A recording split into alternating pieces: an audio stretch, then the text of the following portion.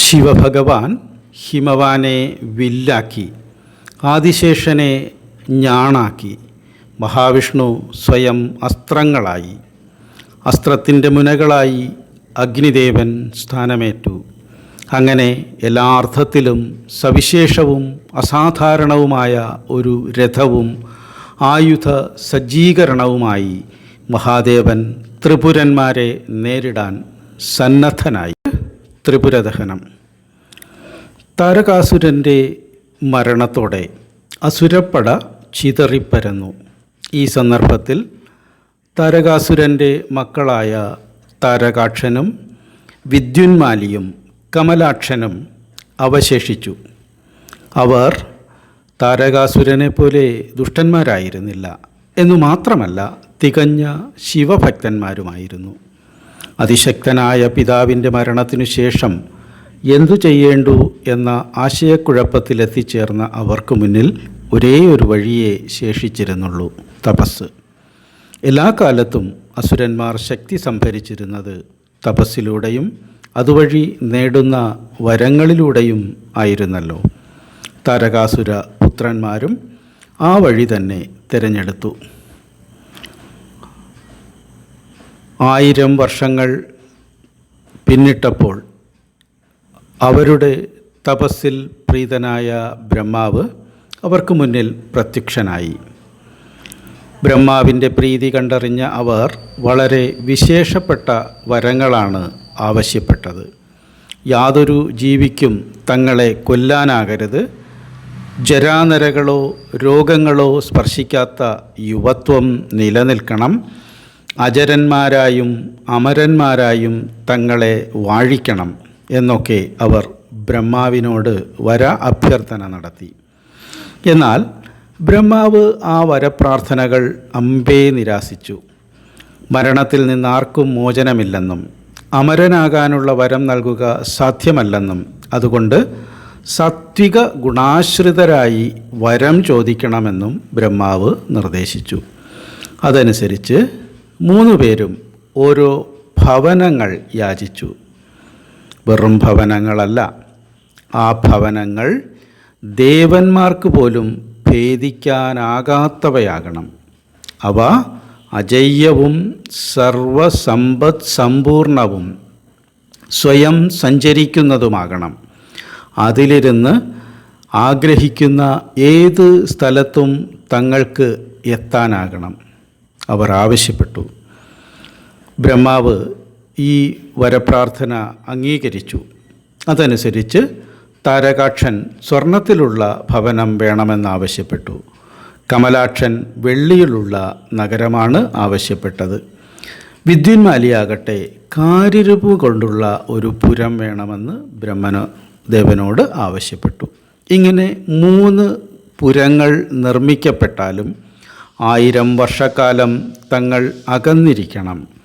1000 വർഷം തികയുന്ന അന്ന് പുഷ്കരാവർത്തമേഘവും പുണർദം നക്ഷത്രവും സമ്മേളിക്കുന്ന ദിവസം മധ്യാഹ്നത്തിലെ അഭിജിത്ത് മുഹൂർത്തത്തിൽ മാത്രം തങ്ങൾ ഒത്തുചേരണം. ആ സന്ദർഭത്തിൽ സർവദേവ സ്വരൂപമാർന്നതും അതുവരെ ആർക്കും തന്നെ ഉണ്ടാക്കാൻ സാധിക്കാത്തതുമായ ഒരു രഥത്തിൽ സർവായുധ സജ്ജനായി വന്ന് ഒരൊറ്റ അസ്ത്രത്താൽ 3 പുരങ്ങളും തകർത്താൽ മാത്രം തങ്ങൾക്ക് മരണം സംഭവിക്കട്ടെ. ആ അഭിജിത്ത് മുഹൂർത്തം കഴിഞ്ഞു പോയാൽ പിന്നെയും 1000 സംവത്സരങ്ങൾക്കു ശേഷം മാത്രമേ ഇങ്ങനെ ഒരു മരണ സാഹചര്യം വരാൻ പാടുള്ളൂ. അവർ ആവശ്യപ്പെട്ടു, വരം നേടി. തികച്ചും അസാധ്യമായ അല്ലെങ്കിൽ അസാധാരണമായ ഒരു സാഹചര്യം സൃഷ്ടിക്കപ്പെട്ടാൽ മാത്രമേ തങ്ങൾക്ക് മരണമുണ്ടാവുകയുള്ളൂ എന്ന് ഉറപ്പിക്കലാണ് ഇത്തരമൊരു വരലബ്ധിയിലൂടെ അവർ നേടിയെടുത്തത്. ത്രിപുരന്മാരുടെ ആവശ്യങ്ങൾക്കനുസരിച്ച് അസുര ശില്പിയായ മയൻ ഈ സഹോദരങ്ങൾക്ക് വേണ്ട പുരങ്ങൾ നിർമ്മിക്കാൻ ആരംഭിച്ചു. താരകാക്ഷൻ്റെ സ്വർണ്ണക്കൊട്ടാരം നിർമ്മിക്കപ്പെട്ടത് സ്വർഗത്തിലായിരുന്നു. മകരാക്ഷൻ്റെ വെള്ളിക്കൊട്ടാരം ആകാശത്ത് നിർമ്മിക്കപ്പെട്ടു. വിദ്യുന്മാലിയുടെ ഇരുമ്പ് കൊട്ടാരം നിർമ്മിക്കപ്പെട്ടത് ഭൂമിയിലാണ്. 3 അസുരന്മാരും അവരുടെ പ്രജകളെ യഥായോഗ്യം ഭരിക്കുകയും അവർക്കൊപ്പം ഐശ്വര്യവും ആർഭാടവും അനുഭവിച്ച് ജീവിക്കുകയും ചെയ്തു വന്നു. ആ സമയത്ത് ഇവരെല്ലാവരും യഥാവിധി ശിവനെ പൂജിക്കുന്ന ശിവഭക്തന്മാരായിരുന്നു. താരകാസുരപുത്രന്മാരുടെ ഈ ഐശ്വര്യവും ഉയർച്ചയും ദേവന്മാർക്ക് അസ്വസ്ഥതയും അലോസരവും സൃഷ്ടിച്ചു. അതോടൊപ്പം അവർക്ക് ഭയവും സംശയവും കൂടി വന്നു. ഭാവിയിൽ ഇവർ താരകാസുരനെ പോലെ തങ്ങളെ ആക്രമിച്ച് വിജയിക്കുമോ എന്നവർ ശങ്കിച്ചു. ഈ അലോസരവും ഭയവും കൊണ്ട് എങ്ങനെയെങ്കിലും ത്രിപുരന്മാരെ നശിപ്പിക്കാൻ അവർ കരുക്കൾ നീക്കി. അതിന് ബ്രഹ്മാവിൻ്റെയും മഹാവിഷ്ണുവിൻ്റെയും സഹായങ്ങൾ തേടി. ഇതിൻ്റെ ആദ്യപടിയായി മഹാവിഷ്ണുവിൻ്റെ നിർദ്ദേശപ്രകാരം യജ്ഞദേവ സന്നിധിയിൽ യജ്ഞം നടത്തി.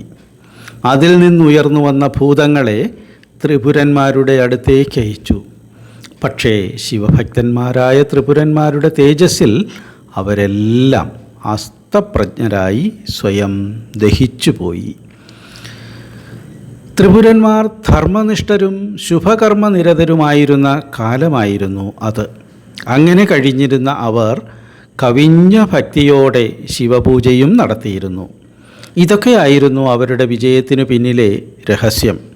ഇങ്ങനെ 3 പുരങ്ങളിലായി വാണരുളിയ അവർ താരകാസുരന് കീഴിലുണ്ടായിരുന്ന അസുരവംശത്തെ മൊത്തം തങ്ങളുടെ പുരങ്ങളിൽ എത്തിക്കുകയും അവിടെ സാമ്രാജ്യങ്ങൾ സൃഷ്ടിച്ച് വാഴുകയും ചെയ്തു. ഈ സമയത്തും അവൻ ദേവന്മാർക്ക് വിരുദ്ധമായ കർമ്മങ്ങളിൽ ഏർപ്പെട്ടിരുന്നെങ്കിലും ശിവഭക്തിയുടെ പിൻബലത്തിൽ അവരെ ദേവന്മാർക്കൊന്നും തന്നെ ചെയ്യാൻ കഴിഞ്ഞിരുന്നില്ല. ഇത്തരമൊരു സന്ദർഭത്തിലാണ് ദേവന്മാർ ഏതു വിധേനയും ത്രിപുരന്മാരെ നശിപ്പിക്കാനുള്ള മാർഗം ആരാഞ്ഞുകൊണ്ട് ബ്രഹ്മദേവനോടും മഹാവിഷ്ണുവിനോടും സംസാരിക്കുന്നത്. മഹാദേവനായ ശിവനോട് സംസാരിക്കാൻ അവർ ദേവന്മാരെ ഉപദേശിച്ചു. എന്നാൽ ശിവഭക്തനായ ത്രിപുരന്മാരെ വധിക്കുന്നതിന് മഹാദേവൻ സന്നദ്ധനായിരുന്നില്ല. ഈ അവസരത്തിൽ ദേവന്മാർ മഹാവിഷ്ണുവിനെ വീണ്ടും അഭയം പ്രാപിച്ചു.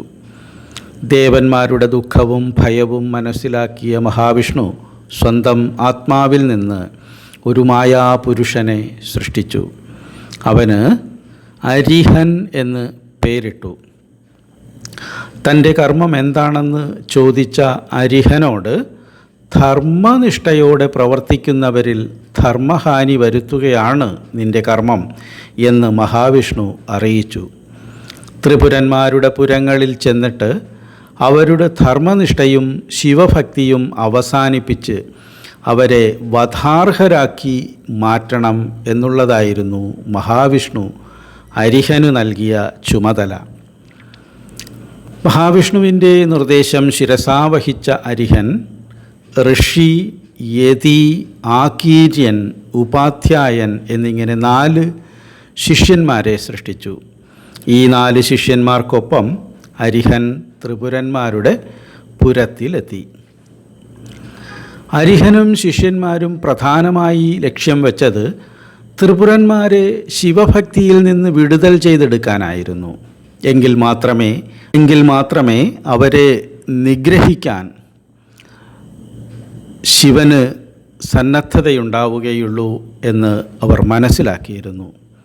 നിരന്തരമുള്ള ഉദ്ബോധനങ്ങളുടെയും ഉപദേശങ്ങളുടെയും ഫലമായി ത്രിപുരന്മാർ ശിവപൂജ ഉപേക്ഷിച്ച് അരിഹൻ നിർദ്ദേശിച്ച ഇതര വിശ്വാസത്തിലേക്ക് വഴിമാറി. അതോടൊപ്പം തന്നെ അവരുടെ ധർമ്മചിന്തയും നഷ്ടമായി. സാത്വികവൃത്തി ഇല്ലാതായി. ചുരുക്കത്തിൽ എല്ലാ അർത്ഥത്തിലും ത്രിപുരന്മാർ വധാർഹരായി പരിണമിച്ചു.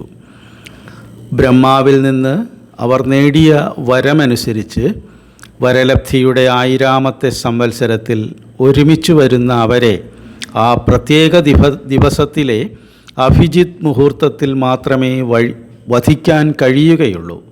അത് മനസ്സിലാക്കിയ ദേവന്മാർ അതിനുള്ള സന്നാഹങ്ങൾ ആരംഭിച്ചു. ത്രിപുരന്മാരെ വധിക്കണമെങ്കിൽ തനിക്ക് തേരും സാരഥിയും വില്ലും ശരവുമെല്ലാം പുതുതായി ലഭിക്കണമെന്ന് ശിവൻ നിർദ്ദേശിച്ചു. ത്രിപുരന്മാർ നേടിയിരുന്ന വരവും അതാവശ്യപ്പെടുന്നതാണല്ലോ. ദേവന്മാർ ആദ്യം വിശ്വകർമാവിനെ സമീപിച്ച് അതിവിശിഷ്ടമായ ഒരു തേര് നിർമ്മിക്കാൻ ആവശ്യപ്പെട്ടു. അതുവരെ ആരും എങ്ങും കണ്ടിട്ടില്ലാത്ത ഒരു തേര് തന്നെ വിശ്വകർമാവ് നിർമ്മിച്ചു. സർവഭൂതമയവും സുവർണവും സർവസമ്മതവുമായിരുന്നു ആ തേര്. അതിൻ്റെ വലതുഭാഗത്ത് സൂര്യനും ഇടതുഭാഗത്ത് ചന്ദ്രനുമുണ്ടായിരുന്നു. ദ്വാദശാദിത്യന്മാരും ചന്ദ്രൻ്റെ 16 കലകളും നക്ഷത്രങ്ങളും ഇവർക്കൊപ്പം വലവും ഇടവും ഭാഗങ്ങൾ അലങ്കരിച്ചു. തേർച്ചക്രങ്ങൾ നിർമ്മിച്ചത് 6 ഋതുക്കളെ കൊണ്ടായിരുന്നു. ഉൾഭാഗത്ത് മന്ദരപർവ്വതത്തെ പ്രതിഷ്ഠിച്ചു. ഉദയാസ്തമയ പർവ്വതങ്ങളെ അച്ചുതണ്ടിൻ്റെ ഇരുഭാഗങ്ങളിലും സ്ഥാപിച്ചു. പിന്നെയും പറഞ്ഞാൽ തീരാത്ത അലങ്കാരങ്ങൾ. അങ്ങനെ എല്ലാ അർത്ഥത്തിലും സവിശേഷമായ രഥം നിർമ്മിച്ചു കഴിഞ്ഞപ്പോൾ ബ്രഹ്മാവ് തന്നെ അതിൽ തേരാളിയായി സന്നിഹിതനായി. അതോടൊപ്പം ശിവഭഗവാൻ ഹിമവാനെ വില്ലാക്കി കുലച്ചു. ആദിശേഷനെ ഞാണാക്കി വലിച്ചുകെട്ടി. മഹാവിഷ്ണു സ്വയം അസ്ത്രങ്ങളായി മാറി. അസ്ത്രത്തിൻ്റെ മുനകളായി അഗ്നിദേവൻ സ്ഥാനമേറ്റു. അങ്ങനെ എല്ലാ അർത്ഥത്തിലും സവിശേഷവും അസാധാരണവുമായ ഒരു രഥവും ആയുധ സജ്ജീകരണവുമായി മഹാദേവൻ ത്രിപുരന്മാരെ നേരിടാൻ സന്നദ്ധനായി. ത്രിപുരന്മാർ വരലാഭവേളയിൽ പറഞ്ഞതുപോലെ സർവദേവസ്വരൂപമാർന്നതും അതുവരെ ആർക്കും തന്നെ ഉണ്ടാക്കാൻ സാധിക്കാത്തതുമായ ഒരു രഥമായിരുന്നു അത്. ആയുധവും അങ്ങനെ തന്നെ. പക്ഷേ ഏതു നേരവും ത്രിപുരന്മാരെ നേരിടുക സാധ്യമല്ല. അതിനുള്ള കാലവും മുഹൂർത്തവും ഒത്തുവരണം. അതിനായി അവർ കാത്തിരുന്നു. അങ്ങനെ ത്രിപുരന്മാരുടെ വരലബ്ധിയുടെ 1000ാമത് വർഷം സമാഗതമായി. ആ വർഷത്തിൽ പുഷ്കരാവർത്തമേഘവും പുണർദം നക്ഷത്രവും സമ്മേളിക്കുന്ന ദിവസം മധ്യാഹ്ന സമയത്ത് അഭിജിത്ത് മുഹൂർത്തത്തിൽ അവർ ഒരേ രേഖയിൽ വന്നു ചേർന്നു. ഈ സമയത്ത് മഹാദേവൻ തീക്ഷ്ണമായ അസ്ത്രങ്ങൾ പ്രയോഗിച്ചു. വൈഷ്ണവ തേജസ്സും ആഗ്നേയ ശക്തിയും സമ്മേളിച്ച ആ മഹേശ്വരാസ്ത്രത്തിൽപ്പെട്ട് ത്രിപുരങ്ങളും തകർന്ന് ദഹിച്ച് ചാരമായി. ഒപ്പം ത്രിപുരന്മാരും ഇല്ലാതെയായി. അങ്ങനെ ത്രിപുരന്മാരെയും ത്രിപുരങ്ങളെയും ദഹിപ്പിച്ച മഹാദേവൻ ത്രിപുര ദഹനനായി വാഴ്ത്തപ്പെട്ടു.